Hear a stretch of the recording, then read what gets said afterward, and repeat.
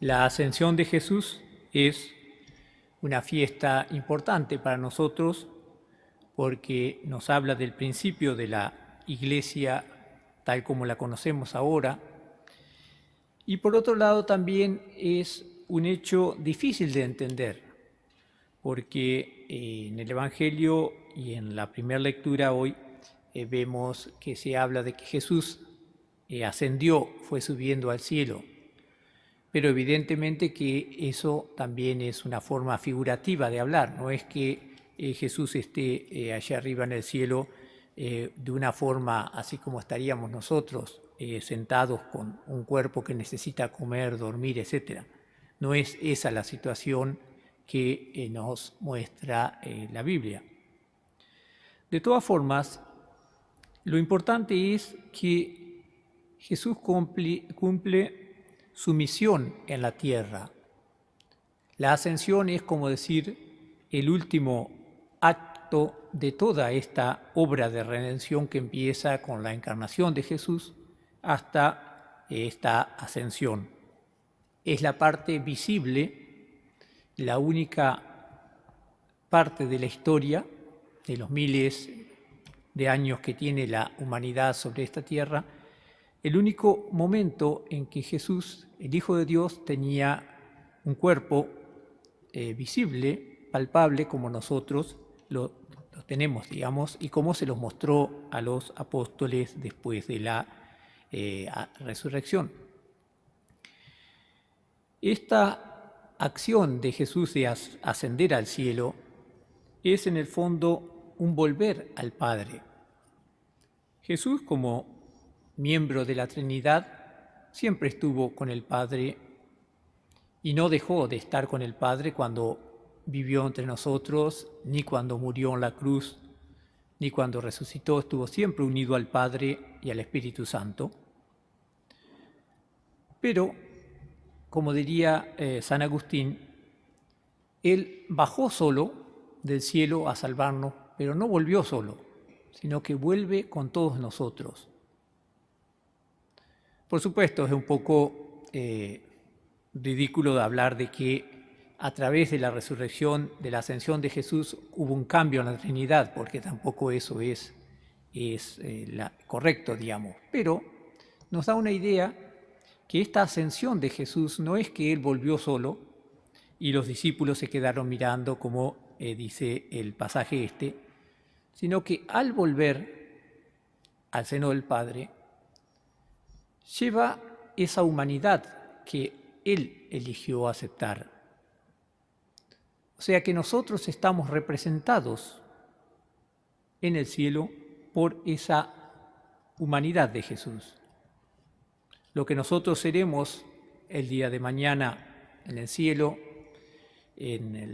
cuando se dé el fin del mundo, etc., está ya representado en lo que Jesús nos muestra, bueno, que nosotros, creemos a través de estas acciones, como es la ascensión, como es la resurrección, etc.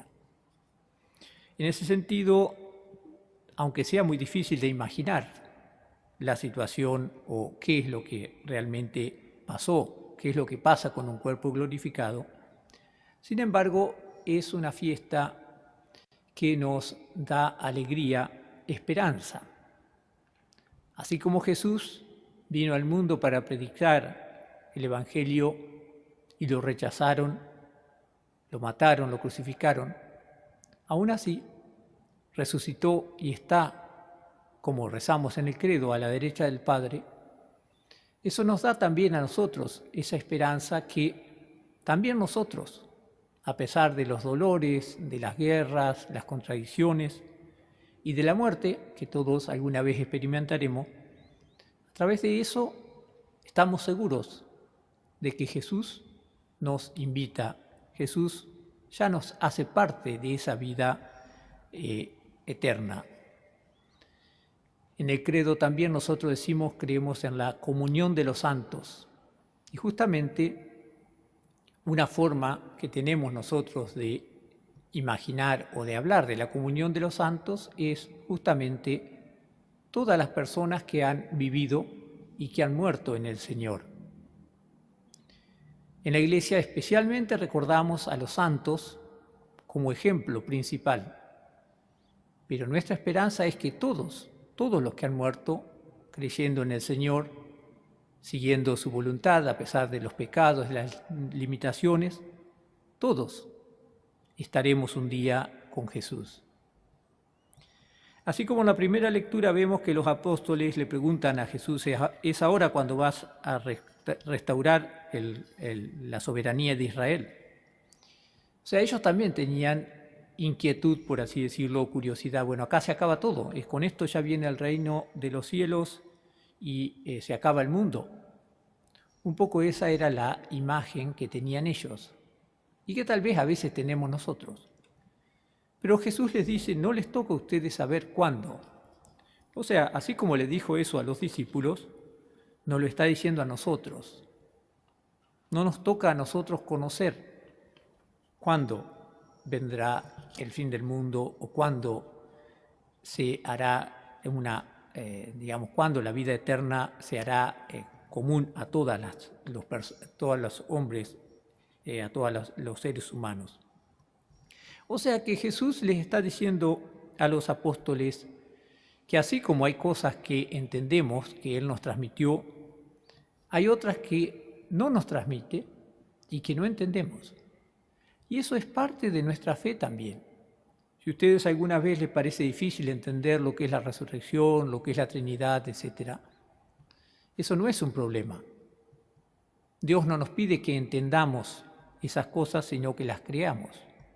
Así como un niño pequeño cree en la Virgen, en los santos, en Dios, sin entender mucho de qué se trata, pero cree y sabe rezar y sabe que si uno reza, Dios lo escucha. O sea que hay una dimensión de fe que transmite, que traspasa todo lo que podamos entender o no entender, etc. Y eso es muy importante porque cuando hablamos de evangelización, o sea, de la transmisión del Evangelio, siempre se presenta ese problema. Mucha gente, por ejemplo, incluso muchos estudiosos de la historia del cristianismo en Japón dicen, bueno, pero Francisco Javier nunca habló japonés. ¿Qué habrán entendido la gente, los japoneses de aquella época, del Evangelio, de la Biblia, de la ascensión del Señor? Y sin embargo, sabemos que si entendieron mucho o no el Evangelio que Javier les presentaba, sabemos, sin embargo, que hay cantidad de mártires, como Pablo Miki, como los demás, que con lo que entendieron les alcanzó para entregar su vida por esa fe que recibieron. O sea que vemos claro que no es cuestión de traducir bien o que se entienda bien o que la persona le pueda explicar bien a un creyente o a un no creyente. Muchos de ustedes habrán tenido la experiencia, como la tenemos cualquiera de nosotros también, los sacerdotes, de que tratamos de explicar algo del cristianismo y la gente no entiende.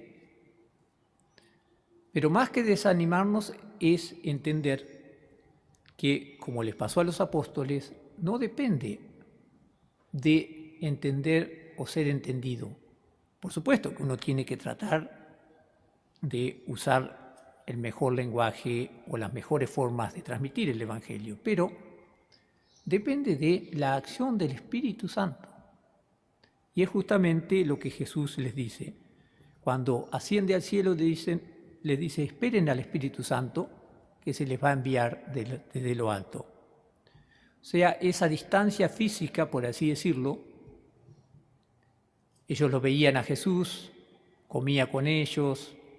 Cuando salen a pescar les da la gracia de ver el milagro de ver que había tantos pescados, etcétera, etcétera. Se les aparece cuando estaban las puertas cerradas, etcétera, ¿no? Todo ese tipo de acción más visible, palpable, con la ascensión de Jesús deja de estar presente en esta tierra. Y sin embargo, eso no implica que la acción de Jesús disminuya. Al contrario, se hace más universal.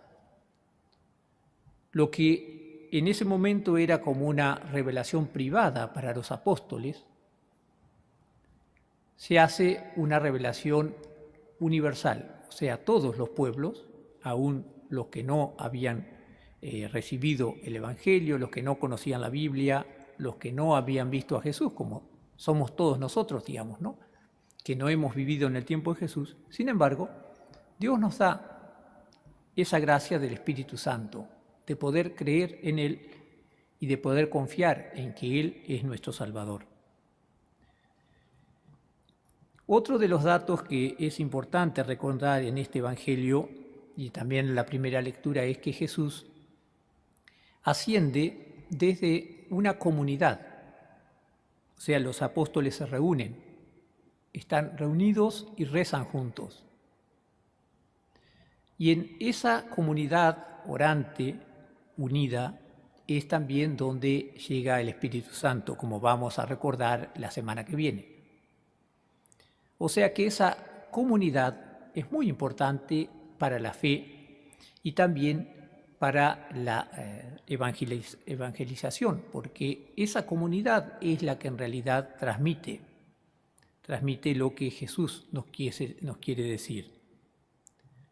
Justamente, como ya he dicho varias veces antes, si nosotros leemos los evangelios hoy en día, es no porque Jesús los escribió, sino porque los apóstoles que vieron a Jesús, lo vieron predicar, lo vieron morir en la cruz, lo vieron ascender, ellos como comunidad nos dejaron por escrito esta palabra que hoy, después de 2000 años, podemos ver y compartir.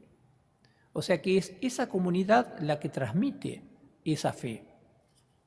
Por supuesto, Dios puede transmitirle la fe a una persona sin que haya escuchado nada de la Biblia, porque Dios es todopoderoso y porque el Espíritu trabaja como y cuando quiere. Pero lo que vemos hoy en el Evangelio y en la primera lectura también es que esa comunidad es la forma como Dios se transmite.